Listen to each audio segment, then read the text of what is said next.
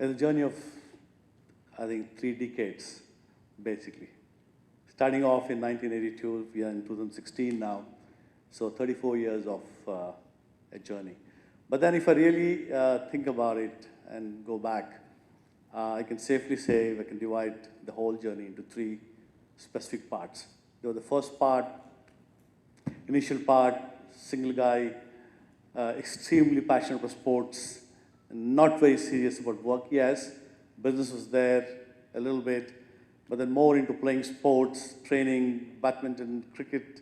So I think I must have spent like 8 to 9 years in that phase. Married at the age of 27, and then actually something happened at that time. So there is a story where 3 years after my marriage, I think, my wife went to a ladies' party. And in that party, she was introduced, because by that time I was a very good cricketer. I was almost playing for the UAE, I was in the UAE national team and all that. So I was introduced to her as Shaji.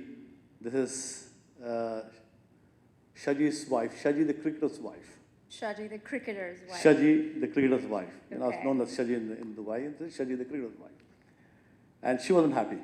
She came back home and said, I don't want to be called a cricketer's wife.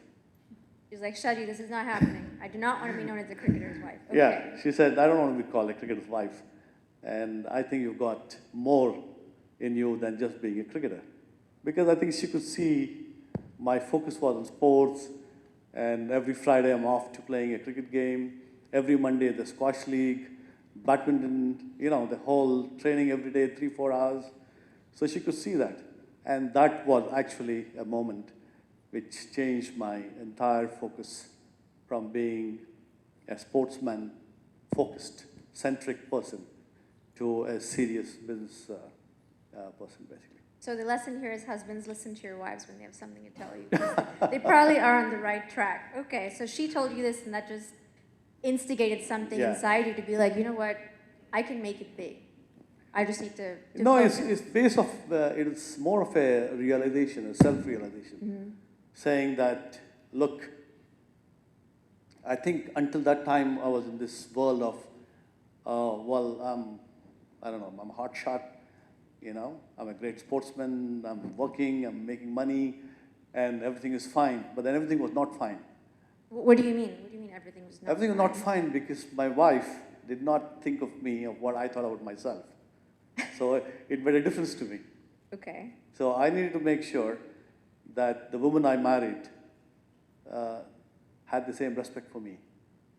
Well said. Yeah. Okay. So I think that was an important part for me. And then that changed my entire focus. And then you'll be surprised to know, I remember the year 1987. I was a defending UAE champion for badminton. I gave up badminton completely. Just you gave up. Yep, you were at the top of your game and you walked away. Yeah, I had won that year 3 UAE titles and 1 Gulf Open. And, you know, I just gave up badminton. Of course, playing cricket was like the weekend thing, and really got into sports, I mean, the work in the business, full-time into it. And that changed a lot. So what was changing in your business mix then at that point? Were you making different investments? Had you acquired other businesses? How did you, I guess, grow during that phase? Well, basically, I think, started off growing the existing business because there was so much potential in the business I had. So we grew from a company of 6, and then got into joint venture partnerships. I joined a very powerful local family because on my own, there's only so much I could do. So one big family, I don't want to take the names of that family because there was some dispute later. But then I grew the 6-people company to 1,000-people company. Over the span of how many years? Span of about 9 years. That's incredible. So we were a very successful company, and perhaps the largest subcontracting company for building facades, for interior ceilings, manufacturing some building products. So the company became a serious success, basically. Did you ever feel that things are moving too fast? You know, this is everything is growing so rapidly that how is this actually happening? Could this Could I get a handle on this? Is this under my control? Did it ever take you aback? No, not at all actually. Not at all. On the contrary, because I had this huge burning desire inside of me that I'm not doing enough. I can do a lot more. And mind you, I was a minority partner in this business. I was not a major partner. So I only held the 40% stake in this company. And I could feel that, I'm not being allowed to do what I really want to do. And then... Did that create friction? That was the friction. Okay. Because here I am always saying, no, I want to do this, I want to do this, I want to do this. And my partner, of course, is a senior partner, said, no, hold on. You're doing this is enough. We don't have to grow. And that actually I broke that partnership. You broke it? Yep. Okay. Any fear?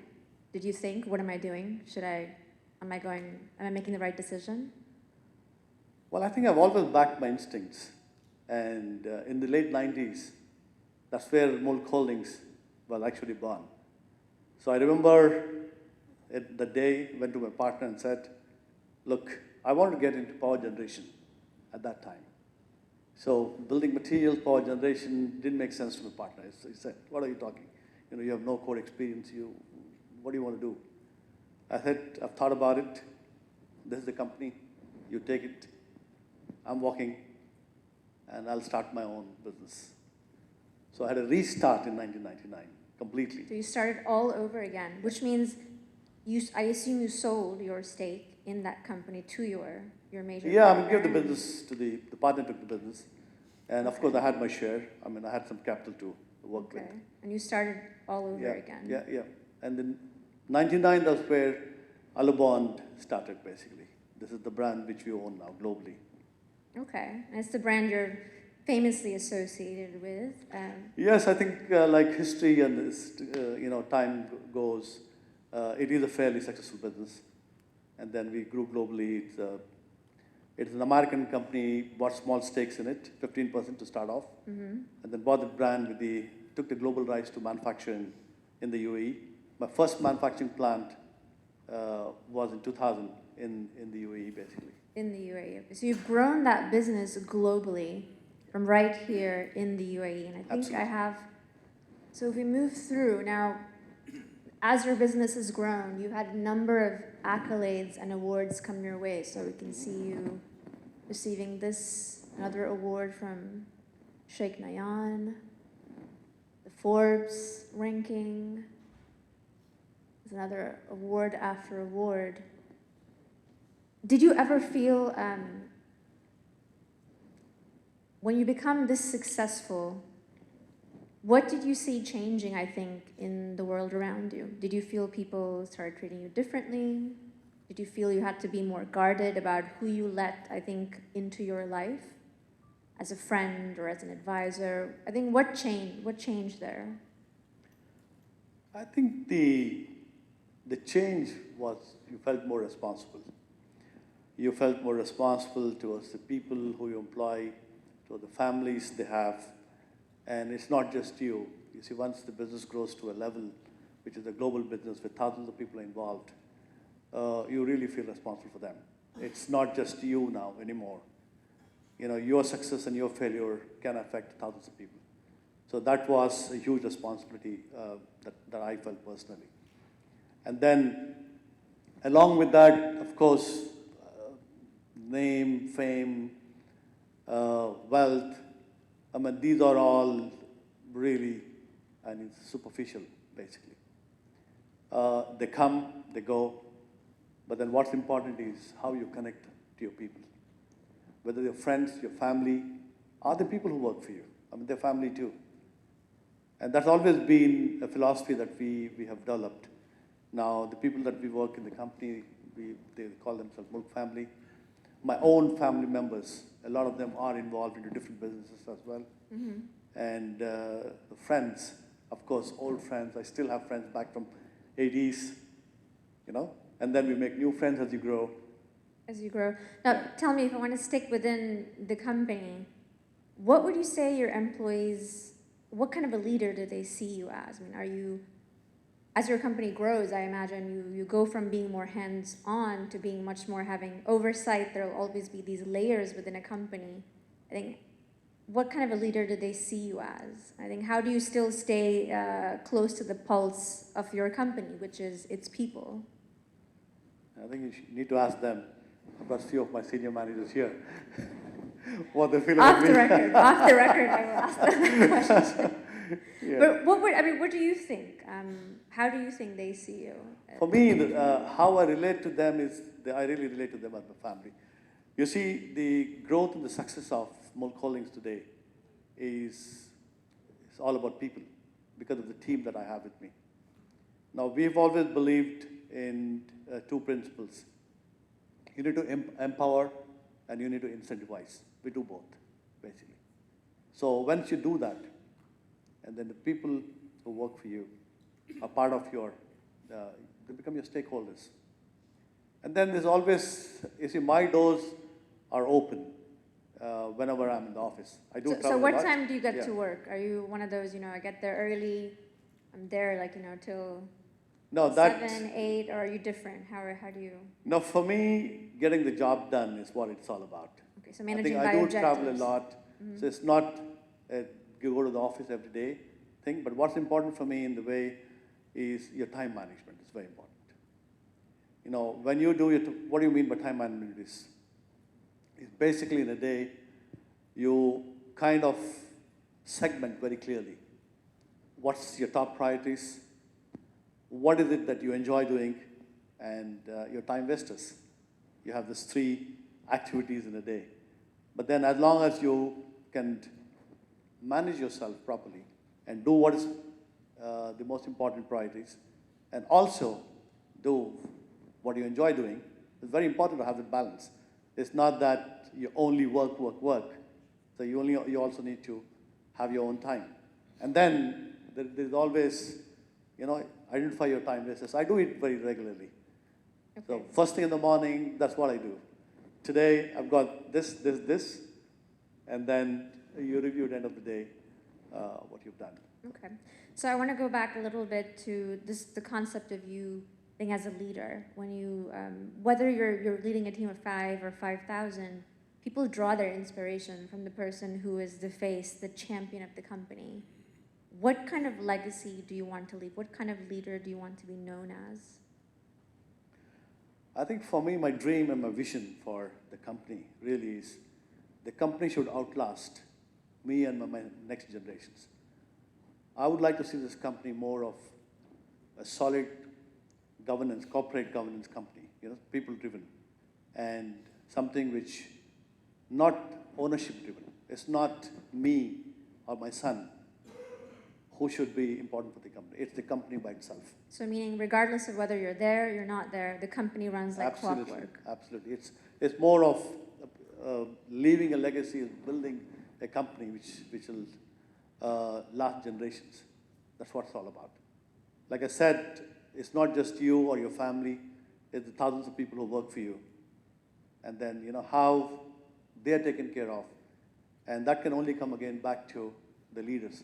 And I think I'm very lucky in having those leaders in the company, here and globally, who feel as owners of the company. And we do work on a very firm principle of give them the authority to, take the decision. So that's how the whole philosophy of, building a company works. You empower them, basically. Well, have you ever, everybody makes mistakes, right? And sometimes we also perhaps trust the wrong people. Has that ever happened to you in terms of your business? Did you ever trust, the wrong people with a part of your business that ended up costing you? Yep. I think it's a natural progression in life. 3 years down since I started the business, I went to 0. You went to 0? Yep. Okay. Why? I think it's a matter of trust. I trusted a guy in Oman. The desire to expand was there. So what I did was took up a partnership in Oman with the guy, the wrong person basically. And so invested almost everything I had to put up a new unit there. And then I lost that money. So before I know anything, you see, lost everything. What was going through your mind when you realized this, when you realized you'd been Yeah, I know. cheated? I think I learned a very, very important lesson at the time. The important lesson was your time is very important. Now, I had two choices. I could have stayed in Oman, tried to fight the guy, put up this legal case, and try to recover the money, and XYZ. But I took a call, dropped it. Of course, the lawyer was all. You can always appoint a lawyer to follow up the case. But then it's all about the thought process. Just take it out of your mind, walked away, because what you can do with your time is the most, expensive thing. So you didn't spend too much time Not a dwelling day. in negativity, stress, Not a day. anxiety. Found him, the man is wrong, I'm in another country, he's there, he's taken the money. What I did is spend the day, appointed the lawyer, and walked away. Came back to the UAE, had to restart. How much time did you give yourself, I guess, to come out of that situation? Well, you see, when you're zero capital, it takes time. So I think it took me another at least 2 years to earn what I lost. How did you do that? Well, I think UAE, like I said, I did have small business. When I said zero capital, the way it went was, since the company, that ceiling company was gone too, because everything was gone. Everything. Everything was gone. And started being a salesman again. A salesman? Yep. Selling what? Yeah, absolutely. I mean, that's how started being a salesman, selling contracts for other people. Okay. And then so like a started making- broker, kind of like a broker. Okay. Yeah. And then started making slowly some money, and then 2 years, 3 years, got the capital back, and then started again my own business. So it has been, yes, mistakes So do you happen. learned from the school of hard knocks there. Did you ever feel, and at this point I want to ask, because you walked away from that Wharton opportunity, do you think, maybe I could spend these 2 years in business school and then come back? I think you hit the nail there. That's one of the few occasions that I really regretted not going to Wharton's and saying, because then maybe I prepared myself better, trained myself better, and taken the right decisions.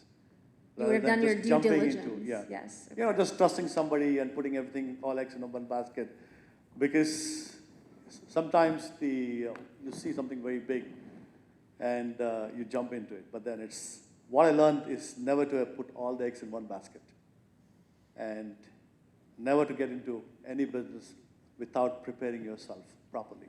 Proper research, proper market survey, these are the things which you need to do. Okay, so you spent 2 to 3 years, you built your capital up again. What did you start after that?